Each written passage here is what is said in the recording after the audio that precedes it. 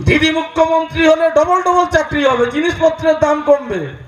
দিদি মুখ্যমন্ত্রী হলে দুয়ারে রেশন পৌঁছে যাবে, আর গরিব মানুষের রেশনের চাল চুরি করে এ রাজ্যের খাদ্যমন্ত্রী জ্যোতিপ্রিয় জেলের মধ্যে আছে, খাদ্যমন্ত্রী জেলের মধ্যে আছে। দুয়ারে রেশন কারো বাড়িতে যায়নি। একদিকে মোদি বলছে আমি রেশন দিচ্ছি, আর মমতা বলছে আমি রেশন দিচ্ছি। আরে রেশন তো মানুষের মৌলিক অধিকার, সংবিধান প্রদত্ত। যেই সরকার চালাক আমার মানুষের মৌলিক অধিকার এসে রেশনের দ্রব্য সামগ্রী পাবে। কেন্দ্র সরকারের রেশন দ্রব্য সামগ্রী মানুষ পায়, আর সামান্য যারা সেই তালিকায় আসেনি RKSY1 RKSY2 রাজ্য সরকার কিছু মানুষকে দেয়, আর মমতা বলে চালাচ্ছে আমি সব চাল দিচ্ছি, আর মোদি এসে বলছে আমি সব গরিব মানুষকে রেশনের দ্রব্য দিচ্ছি। ভাবুন ভাবুন কি হচ্ছে পশ্চিম বাংলা, ভাবুন কি হচ্ছে আমাদের দেশ। 2 কোটি বেকারের কাজ হয়নি। প্রতি বছর রাজ্যে বলেছিল পরিবেশ বান্ধব শিল্প হবে। নন্দীগ্রাম সিঙ্গুরে বুদ্ধদেব ভট্টাচার্যের সরকার হাজার হাজার লাখো লাখো ছেলে মেয়ের কথা ভেবে, কলেজ বিশ্ববিদ্যালয়ে পাস করা ছেলে মেয়েদের দিকে তাকিয়ে কারখানা করতে হবে। সিঙ্গুর নন্দীগ্রামে শালবনিতে কারখানা করতে চেয়েছিল, তৃণমূল করতে দেয়নি। হিন্দু মহল্লায় বলেছিল হরে কৃষ্ণ হরে হরে, তৃণমূল ঘরে ঘরে।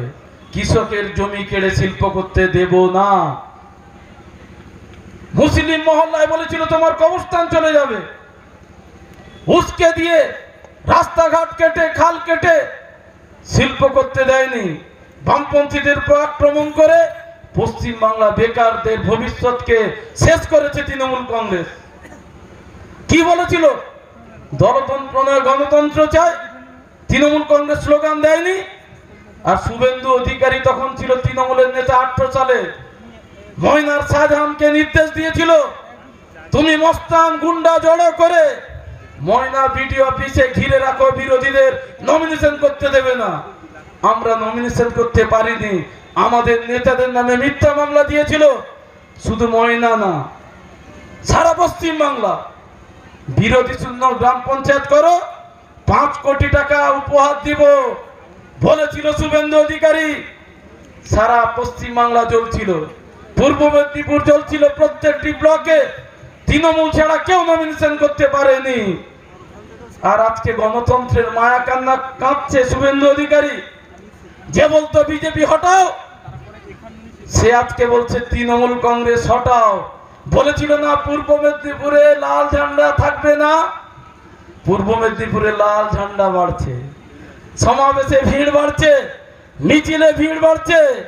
কে বলছে? তার প্রার্থী চন্দ্রবড়া, নিজেকে বলছে চন্দ্রবড়া।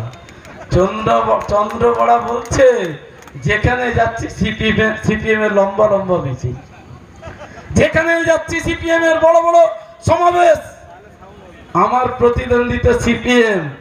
আমরা বলছি হ্যাঁ সিপিএম এর